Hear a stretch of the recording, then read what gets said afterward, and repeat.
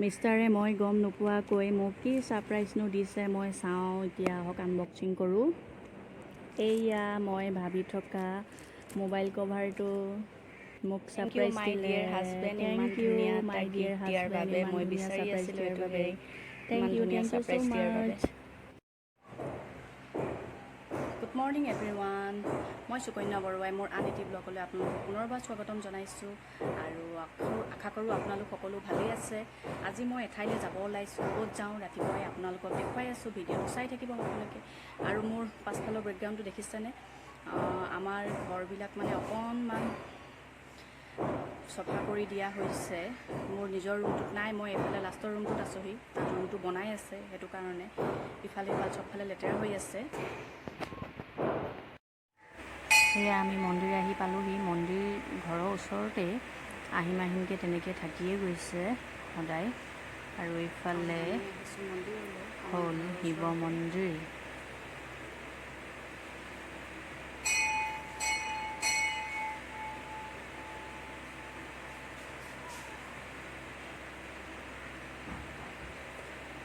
যিহেতু শাওণ মাহত আহিলে শিৱ মন্দিৰত মনৰ আশা সম্পূৰ্ণ হয় বুলি কয় আৰু অহাও হয় তেনেকৈ প্ৰতি বছৰেই। এইবাৰো আহিমেই লাগি আছিলে আজি, সেইকাৰণে অলপ অহা দেৰিয়ে হ'ল, দেৰিকৈ ওলাই আহিছোঁ। এতিয়া শিৱলিংগত গাখীৰ ঢালিম।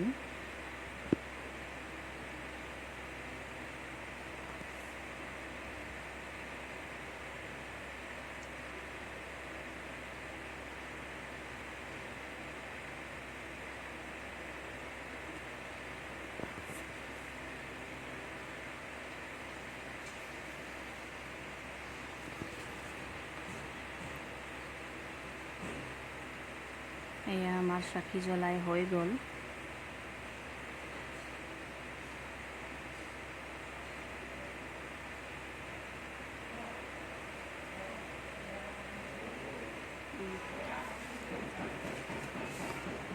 এইফালে আছে এটা মন্দিৰ, বিষ্ণু মন্দিৰ,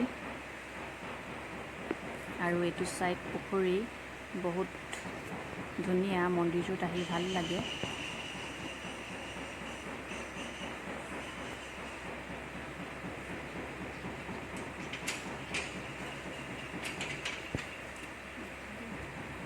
মই ওচৰৰ পৰা দেখুৱাই দিছোঁ ৰখিব পুখুৰীটো।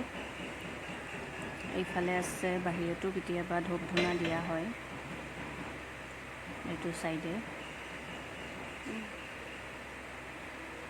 এইটো হ'ল মন্দিৰটো, বাহিৰৰ চাইডটো দেখুৱাই দিছোঁ। ঘৰ আহি পালোঁহি। আজি ৰাতিপুৱা ক'ত গ'লোঁ, কি কৰিলোঁ অকণমান আপোনালোকক দেখুৱাবলৈ চেষ্টা কৰিলোঁ।